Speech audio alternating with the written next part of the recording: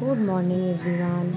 তো আবার চলে এসেছি একটি ছোট্ট মিনি ব্লগ নিয়ে। কেমন আছো তোমরা সব? আশা করছি তোমরা সবাই খুব ভালো আছো। তো ছেলে স্কুল যাওয়ার পর দেখো আজকের আবহাওয়া ওয়েদারটা মানে একদম মেঘলা ছিল, একদম রোদ ওঠেনি বললেই হলো। তো যাই হোক, ছেলে বেরিয়ে যাওয়ার পর যা যা ডেলি রুটিন থাকে সেগুলো আমার অলরেডি কমপ্লিট হয়ে গেছে।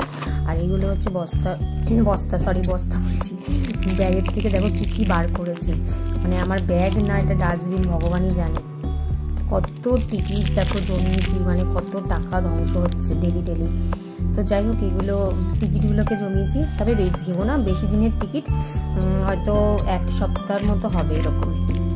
ডেলি তো প্রত্যেক দিন বাসে করে যাতায়াত করতে হয়। তো দেখো এখানে একটা ছোট্ট পারফিউম আছে, একটা দেশলাই আছে, একটা জোয়ানের কৌটো আছে, হাজমোলা আছে, যেটা আমার এখন মানে ভালো লাগে। আগে জোয়ানটা প্রেফার করতাম, এখন ভালো লাগে। এটা হচ্ছে রাম মন্দিরের প্রসাদ, একটা বন্ধু দিয়েছিল, তো ব্যাগের মধ্যেই আছে। আর এই দেখো হাজমোলা, তো 3টে ফ্লেভারের মধ্যে রয়েছে। তো এগুলো আমার ব্যাগে সবসময় থাকে। আর জোয়ানটা শেষ হয়ে গেছে বলে আর খাবো না, নিচের দিকে জোয়ান অনেক দিন ধরে কৌটোটা ভরে আছে। তো আজকে মনে মনে ভেবেছিলাম সকালবেলা ঘুম থেকে উঠে তো ব্যাগটা পরিষ্কার করবো। তো আর এখানে দেখো বর ছেলে স্কুলে যাওয়ার সময় কচুরি নিয়ে এসেছিলো, তো সেটা খাওয়া হয়ে গেল। আর নিয়ে এসেছিলো চিকেন। তো আজকে চিকেনের ঝোলটা আমার বর রান্না করবে। তো আজকে আমার শরীর ভালো না, আজকে আমি ছুটি। তো বর বলে তুমি চলে যাও, আমি ফাঁকা পেলে চিকেনটা রান্না করবো। তো যেহেতু শরীরটা খুব ভালো না, চা খেয়ে নিলাম আর একটা কচুরি খেয়ে নিলাম।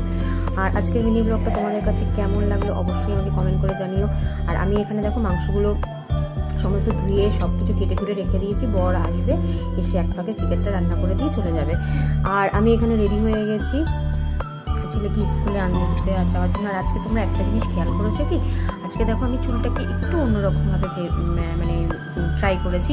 রোজ তো একরকম দেখতে আমিও বোরিং হয়ে যাচ্ছি, তোমরাও বোরিং হয়ে যাচ্ছি, তাই আজকে একটু অন্যরকমভাবে ট্রাই করলাম। জানি না আমাকে কেমন লাগছে, তোমরাই কমেন্ট করে জানিও চুল বাঁধাটাকে আদৌ ঠিক লাগছে না অন্যরকম লাগছে। তো যাই হোক, বাস পেয়ে গেছি অনেকক্ষণ পরে, প্রায় 10-15 মিনিট পরে বাস পেয়ে গেছি। আর দেরি হয়ে গেছিলো।